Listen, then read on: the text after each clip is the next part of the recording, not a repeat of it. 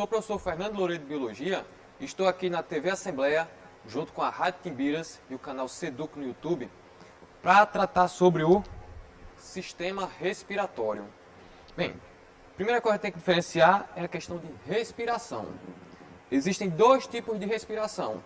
Respiração celular, que ocorre no interior das mitocôndrias, e a respiração orgânica, que pode ser pulmonar, encontrada nos mamíferos, cutânea, encontrada, por exemplo, em minhocas, anelídeos, branquial em peixes, que é realizado pelas brânquias, como está representado aqui na figura, e a traqueal, que é encontrada nos insetos.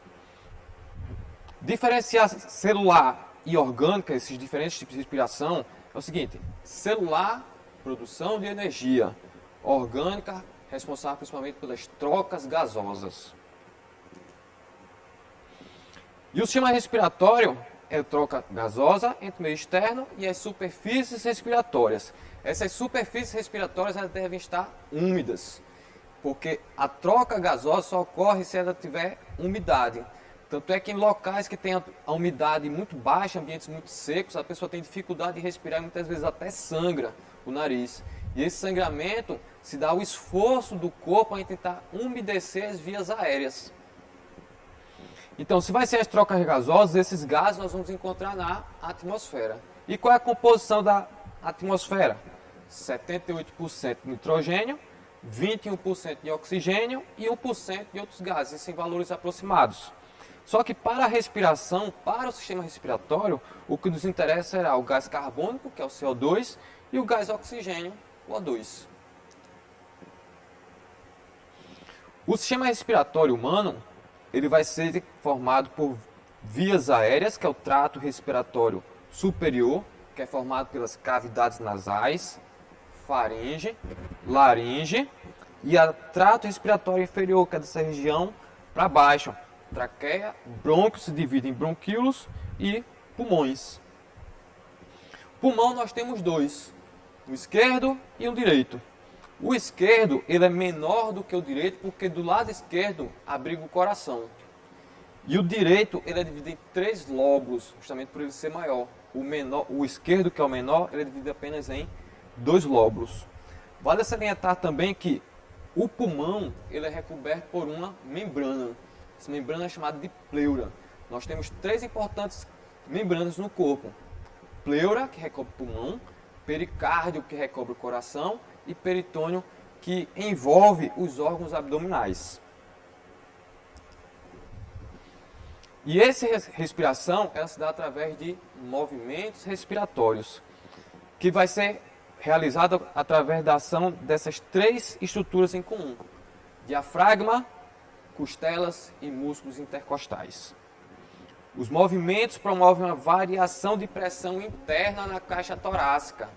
Isso vai gerar uma pressão relativa em relação à pressão atmosférica. Então, como é que é esse movimento?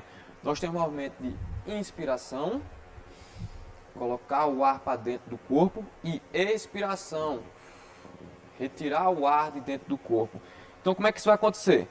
No movimento de inspiração, o diafragma se contrai e desce, os músculos intercostais contraem, elevando a caixa torácica. Isso aumenta o volume na caixa torácica. Aumentando o volume na caixa torácica, a pressão interna ela diminui e fica menor do que a pressão atmosférica. Então, por essa diferença de pressão, o ar entra. Então, não é nada mágico, mirabolante, não é nenhum órgão que suga esse ar. É apenas uma diferença de pressão que promove que o ar atmosférico penetre os pulmões. Já na expiração, que é a retirada do ar, vai ocorrer o contrário do que ocorre na inspiração. Então, o diafragma relaxa e sobe. Os músculos intercostais relaxam, a caixa torácica desce. Com isso, promove um aumento da pressão da caixa torácica. Ou seja, o volume diminui, a pressão interna aumenta, tornando-se relativamente maior do que a pressão atmosférica. E é essa diferença de pressão que promove a expulsão do ar da caixa torácica. Então, qual o caminho que esse ar vai passar até chegar aos pulmões? Então, o ar vai começar a entrar pelas narinas. que é que a gente tem nas narinas? Muco e pelo. Para que serve esse muco e pelo? Serve para filtrar o ar.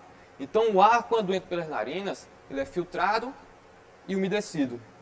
E além disso, ele também é aquecido, porque no crânio nós temos diversas cavidades que servem para aquecer esse ar. É aquela dorzinha que sente quando a gente toma alguma coisa gelada, esse ar frio ele vai estar entrando nessas cavidades. Então, o ar ele vai penetrar em todas as cavidades e aquecê-lo. Então, por isso que é importante respirar pelo nariz e não pela boca, que é justamente promover isso. Aquecer o ar, umedecer o ar e filtrar o ar. Lembrando que na narina nós temos o bulbo olfatório. Para que serve o bulbo olfatório? Para poder perceber o odor de substâncias que estão dissolvidas no ar. Após isso, ele vai parar na faringe. A faringe é um órgão duplo, que serve para o sistema respiratório e para o sistema digestório. O que é que a gente tem nele? Uma estrutura chamada de epiglote. Então esse epiglote é como se fosse uma válvula, porque logo abaixo dele nós vamos ter aqui na frente a laringe e atrás dele o esôfago. Então o que é que esse epiglote vai fazer? É uma abertura, um tampão aqui. Quando a gente vai digerir e engolir alguma coisa, ele fecha a via respiratória. Quando a gente está respirando, ele abre para permitir a passagem de ar. Algumas vezes ocorre um erro aí nesse mecanismo. E às vezes o alimento deveria ir para o esôfago, ele acaba parando aqui na laringe. O que é que acontece? A gente se engasga, então gera tosse. Essa tosse é a tentativa de expulsar o material que veio por um canal errado. Na laringe também nós vamos ter as cordas vocais, que são pregas que promovem a emissão de som e a fala que nós temos. Logo em seguida, ele vai seguir por um tubo cartilaginoso chamado de traqueia, onde lá também vai ter pelos, que vai servir para filtrar o ar.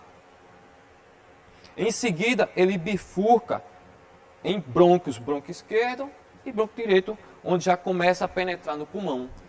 Esses brônquios eles vão se ramificar mais ainda em bronquíolos e vai terminar em alvéolos pulmonares. Aqui só para vocês verem a relação do diafragma com a caixa torácica, que vai promover aquela variação de pressão que eu tinha falado anteriormente. Ao chegar nos alvéolos pulmonares, nós vamos ter um alvéolo pulmonar com esse formato. Parece um cacho de uva irrigado aqui com vasos. É muito importante que esses alvéolos pulmonares tenham esse formato e não terminem em um fundo seco, que é um fundo seco como se fosse um cano simples. Porque essa diferença desse formato alveolado e um cano simples aumenta a eficiência da respiração em cerca de 7.000 vezes. Então, quando chega nos alvéolos, esses alvéolos vão estar recobertos por esses vasos que são os capilares, vai ocorrer um processo aqui chamado de hematose. Então, o que é hematose?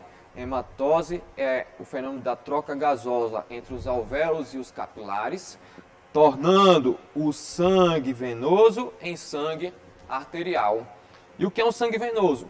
Um sangue rico em gás carbônico. O que é um sangue arterial? Rico em oxigênio.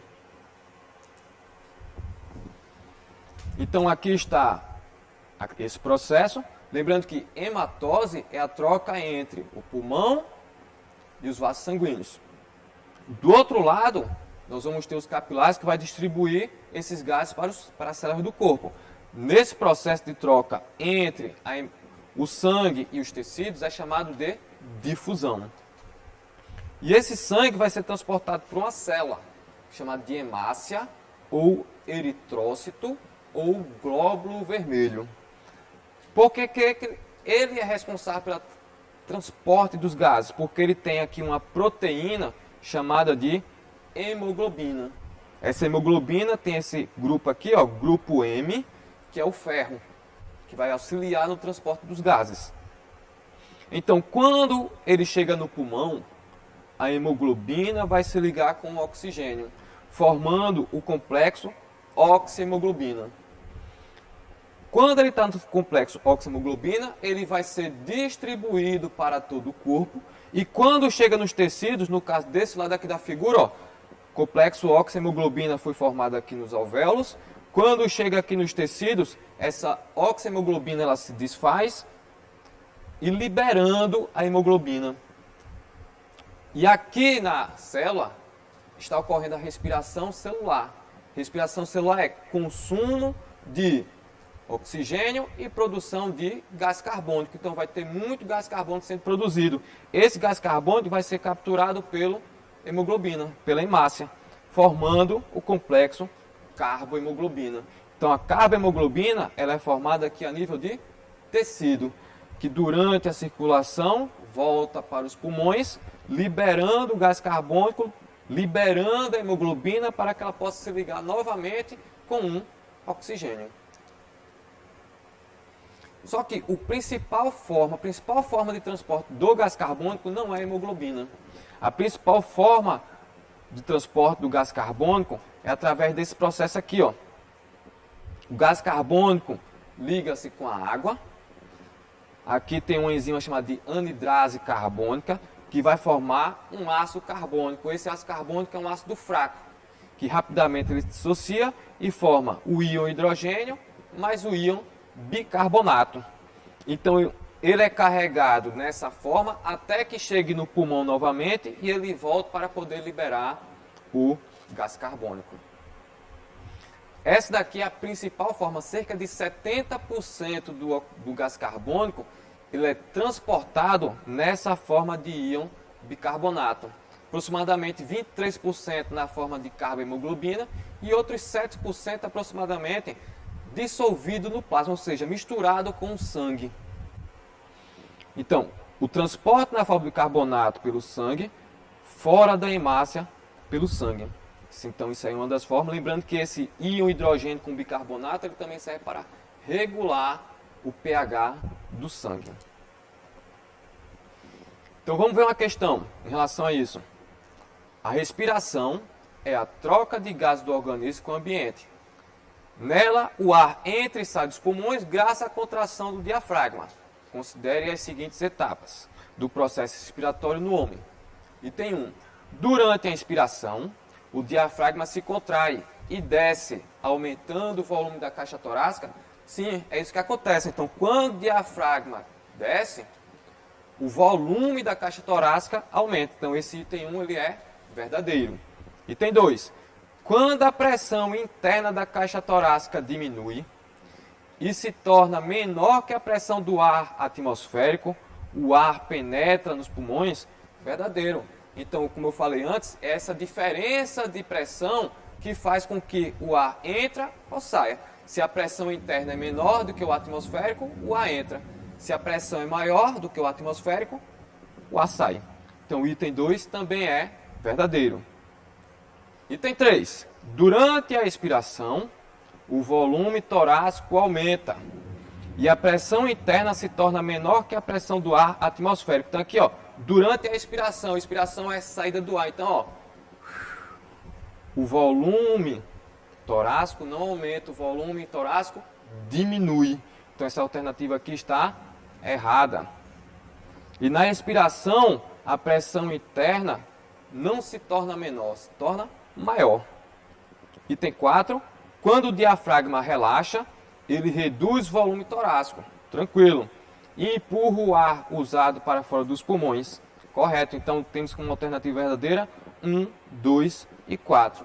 Então, alternativa B. Na próxima questão temos o seguinte.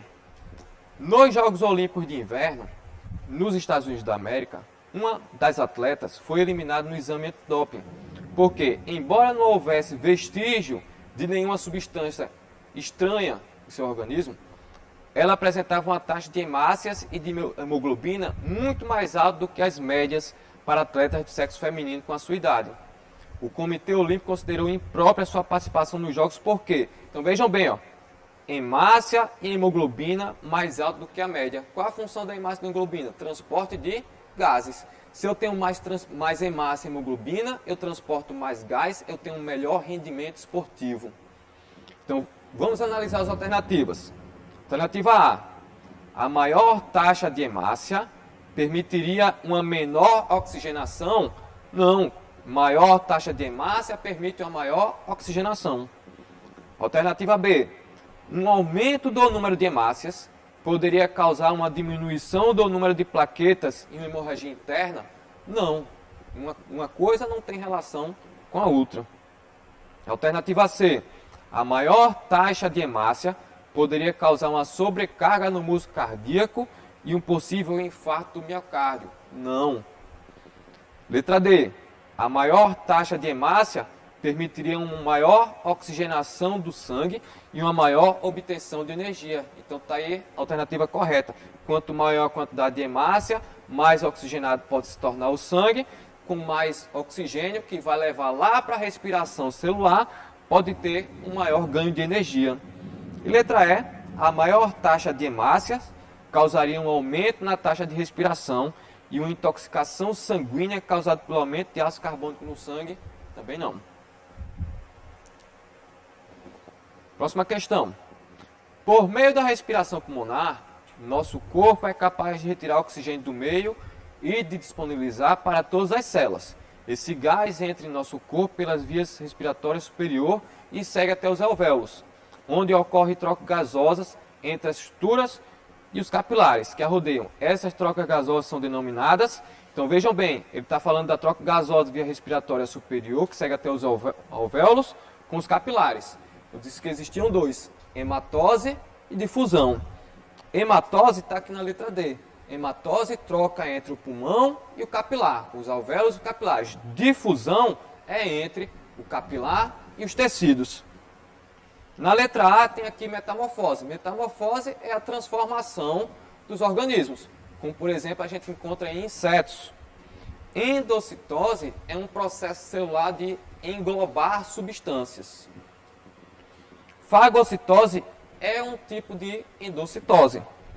Hematose é a nossa alternativa correta e plasmocitose é a saída, também um movimento de retirada de substâncias de dentro da célula. Próxima questão. Considere a seguinte frase sobre respiração.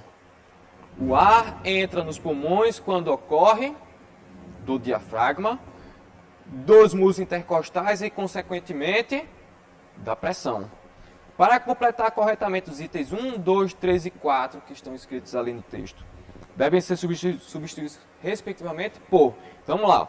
O ar entra nos pulmões quando ocorre contração ou relaxamento do diafragma. Tem que ocorrer contração para que ela possa diminuir, abaixar. Então, contração. E também contração dos músculos intercostais. Então, esse conjunto de contração do diafragma, que baixa, contração dos músculos intercostais, que eleva a caixa torácica, vai aumentar o volume e, consequentemente, diminuir a pressão. Então, vai ocorrer uma diminuição da pressão interna. Então, temos como alternativa correta a letra B de bola.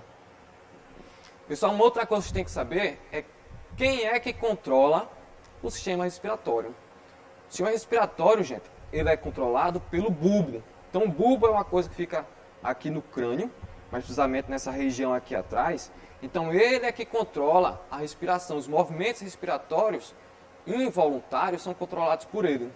E o principal sensor para o controle de respiração não é a falta de oxigênio, é o excesso de gás carbônico.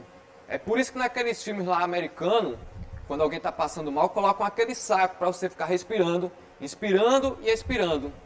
Quando você faz isso, o que acontece? Você expira gás carbônico e inspira gás carbônico. Então vai aumentando a concentração do gás carbônico dentro do corpo. Isso estimula o bulbo a aumentar o ritmo respiratório. Pessoal, então a gente está vendo aqui o sistema respiratório. A gente tem que lembrar de outras coisas. O sistema respiratório, ele precisa ser saudável. Então temos que ter alguns hábitos para não prejudicar o sistema respiratório, como por exemplo, o hábito de fumar. Então quando a gente fuma, o calor da fumaça, ele vai queimando aqueles pelos, na verdade cílios que existem na traqueia, que serve para filtrar o ar.